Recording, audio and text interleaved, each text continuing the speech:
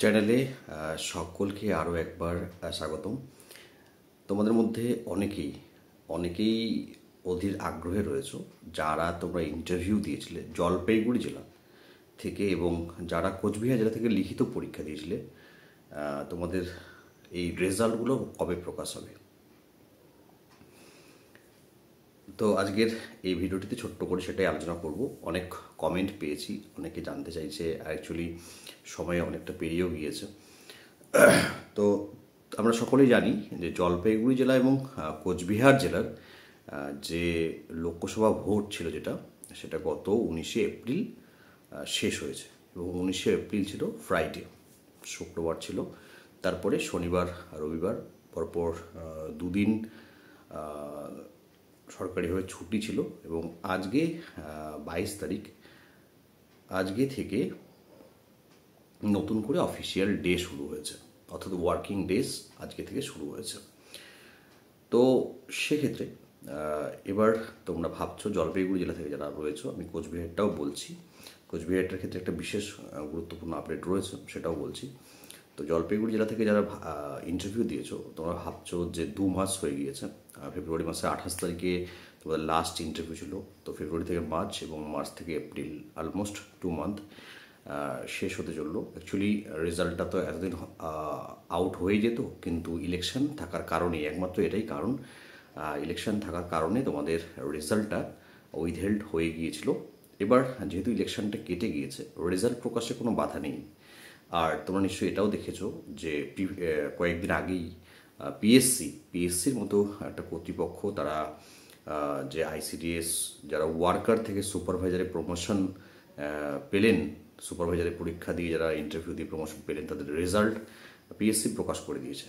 হয়তো জয়েন্টে এই মুহূর্তে হবে না, কিন্তু রেজাল্ট প্রকাশ হয়ে গিয়েছে। তো সেক্ষেত্রে এই ইলেকশন চলাকালীন সময়ে জলপাইগুড়ি জেলার রেজাল্ট বের হওয়ার ক্ষেত্রে আর কোনো রকম কোনো বাধা নেই।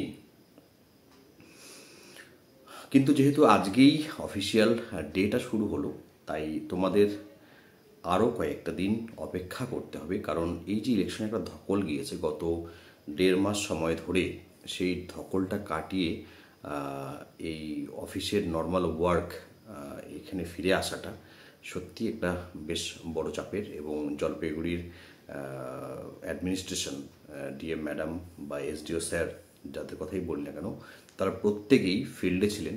একদম রিসিভিং সেন্টার, ডিস্ট্রিবিউশন সেন্টার থেকে শুরু করে সমস্ত বিষয়গুলো তারা নিজেরাই তদারকি করেছেন, তারা সেখানে পৌঁছে গিয়েছিলেন। তো সেক্ষেত্রে তাদের উপর দিয়ে একটা বড় রকমের চাপ গিয়েছে।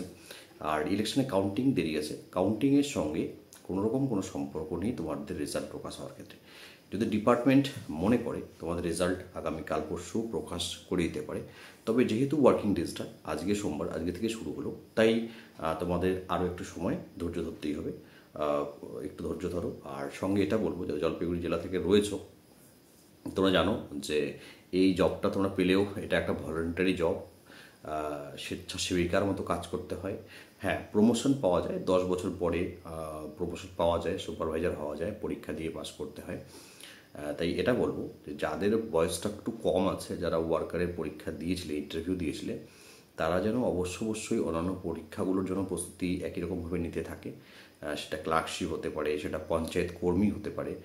আর যেটা আরও চরম সত্য কথা, সেটা হচ্ছে প্রত্যেকের তো সিলেকশন হবে না। তোমরা জানো যে প্রায় 1600 জন খুব সম্ভবত ওরকম একটা সংখ্যার ক্যান্ডিডেট ইন্টারভিউ দিয়েছিল, খুব সম্ভবত। আমি সংখ্যাটা এক্স্যাক্টলি এই মুহূর্তে মনে করতে পারছি না। তো সেখানে চাকরি আর কতজনের হবে? তোমরা জানো যে প্রত্যেক 4 জনের মধ্যে বা 5 জনের মধ্যে একজনের চাকরি হবে। তো সকলের চাকরি হবে না, এটা তোমরাও জানো, এটা আমরাও জানি। কথাটা শুনতে খারাপ, বলতে খারাপ, কিন্তু এটাই সত্যি। তাই হচ্ছে সেই ওয়ার্কারের চাকরিটা হলে সেটা তো জয়েন করবেই, কিন্তু পাশাপাশি এখন এই মুহূর্তে বসে না থাকে, আমি মনে করি যে তোমরা যদি অন্য পড়াশোনাগুলোতে পরীক্ষার জন্য ফোকাস করো, সেটা তোমাদের জন্যই ভালো হবে।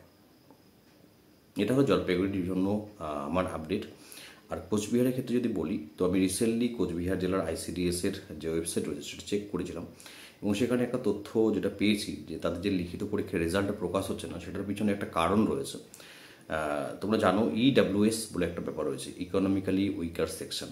ইডাব্লিউএস, ইকোনমিক্যালি উইকার সেকশন, এটা হচ্ছে যেমন এসসি এসটি এটা যেমন শ্রেণীগত একটা সম্প্রদায়, ওবিসি যেমন একটা পিছিয়ে পড়া সম্প্রদায়, ঠিক তেমনই ইডাব্লিউএস হচ্ছে আর্থিকভাবে পিছিয়ে পড়া সম্প্রদায়। যদি কোনো ক্যান্ডিডেট জেনারেল ক্যাটাগরি থেকে পরীক্ষা দিয়ে থাকেন এবং তার পরিবারের ইনকাম 8 লক্ষ টাকার নিচে, তো তারা ইডাব্লিউএস ক্যাটাগরিতে আসবেন। তবে অবশ্যই তাদের প্রসেসের মধ্যে দিয়ে যেতে হবে। সেই সমস্ত প্রসেসগুলো করার জন্য যাতে ইডাব্লিউএস এর সংরক্ষণ যেটা আছে, রিজার্ভেশন, সেটা যাতে তারা পায়, তার জন্য কোচবিহার জেলা থেকে একটা নোটিশ দেওয়া হয়েছিল। এবং আমি আশা করব যে যারা কনসার্ন ক্যান্ডিডেট, যারা সচেতন ক্যান্ডিডেট, তারা অনেকেই সেই ইডাব্লিউএস এর জন্য অ্যাপ্লাই করেছিল। তো এই ইডাব্লিউএস এর ব্যাপারটা মিটে গিয়েছে অলরেডি, এবং ইলেকশন কোচবিহারেও কমপ্লিট হয়ে গিয়েছে। এবার আশা করা যাচ্ছে যে কোচবিহারের লিখিত পরীক্ষার রেজাল্টটাও প্রকাশ হবে। তো লিখিত পরীক্ষার রেজাল্ট, তোমরা যারা লিখিত পরীক্ষা ভালো দিয়েছো তাদের জন্য এটা বলবো যে ইন্টারভিউ কিন্তু বেশ টাফ হয়েছে জলপাইগুড়ি জেলার ক্ষেত্রে। যদি কোচবিহার জেলার ক্ষেত্রে সেটাই হয়, তাহলে তোমাদের এখন থেকে উচিত পড়াশোনা করা, খুব ভালো করে ইন্টারভিউ জন্য প্রিপারেশন নাও। লিখিত পরীক্ষার জন্য যতটা পড়াশোনা করেছো তার থেকেও ইন্টারভিউ জন্য বেশি পড়াশোনা করতে হবে। কিন্তু লিখিত পরীক্ষায় যেটা ছিল যে একটা কিছু করলে, এক ধরনের অঙ্ক করলে তোমরা ওই ধরনের সমস্ত অঙ্কগুলো উত্তর করতে পারতে, কিন্তু ইন্টারভিউর ক্ষেত্রে ব্যাপারটা এরকম নয়। প্রত্যেকটি প্রশ্নের জন্য প্রত্যেকটি প্রশ্নের উত্তরকে পড়তে হবে, জানতে হবে। অর্থাৎ এখানে কোনো রকম কোনো এরকম ব্যাপার নেই যে একটা নির্দিষ্ট ধরনের ছক নিয়ে তুমি পড়াশোনা করলে তো সব কমন পেয়ে যাবে। অনেক বিষয় নিয়ে পড়া রয়েছে।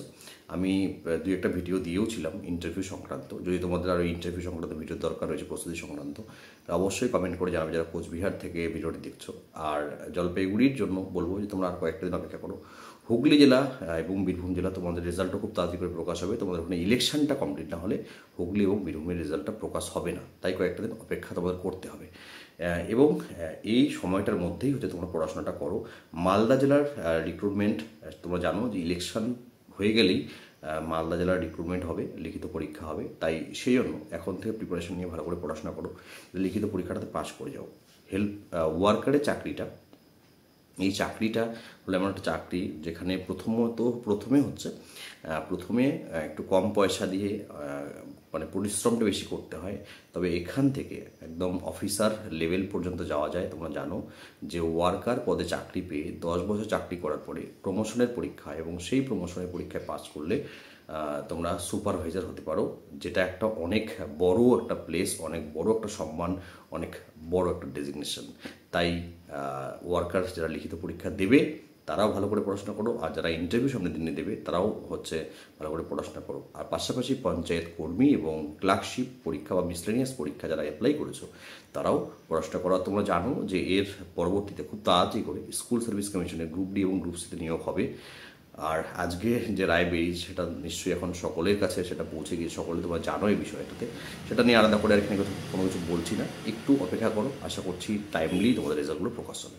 ধন্যবাদ সকলকে। আর তোমরা অবশ্যই তোমাদের মতামত কমেন্ট করে জানাবে কে কোন জেলা থেকে বা কোন ব্লক থেকে দেখছো আর কোন পরীক্ষার প্রস্তুতি নিচ্ছ, সম্ভব হলে সেটা জানাবে। পরবর্তীতে তোমাদের সঙ্গে এরকম কোনো গুরুত্বপূর্ণ ভিডিও নিয়ে নিশ্চয়ই আরও কথা হবে। ধন্যবাদ।